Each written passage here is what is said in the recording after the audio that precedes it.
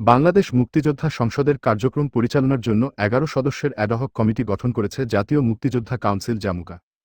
এই কমিটি মুক্তিযোদ্ধা সংসদের গঠনতন্ত্র অনুযায়ী দায়িত্ব পালন করবে এবং আগামী ৬ মাসের মধ্যে নির্বাচন আয়োজন করে নির্বাচিত কমিটির নিকট দায়িত্ব হস্তান্তর করবে।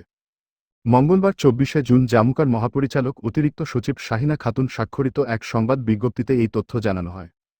এতে বলা হয়, জাতীয় মুক্তিযোদ্ধা কাউন্সিল আইন ২০২২ সংশোধিত অধ্যাদেশ ২০২৫-এর ধারা ৬ এর দফা ৯ এবং ধারা ১৪ এর উপধারা ৪ ও ৫ এর বিধান অনুযায়ী জাতীয় মুক্তিযোদ্ধা কাউন্সিলের ৯৮তম সভার অনুমোদনক্রমে জামুকা হতে নিবন্ধিত সংগঠন বাংলাদেশ মুক্তিযোদ্ধা সংসদের কার্যক্রম পরিচালনার জন্য অ্যাডহক কমিটি গঠন করা হলো। ১১ সদস্যবিশিষ্ট অ্যাডহক কমিটির আহ্বায়কের দায়িত্বে রয়েছেন মোহাম্মদ নঈম জাহাঙ্গীর।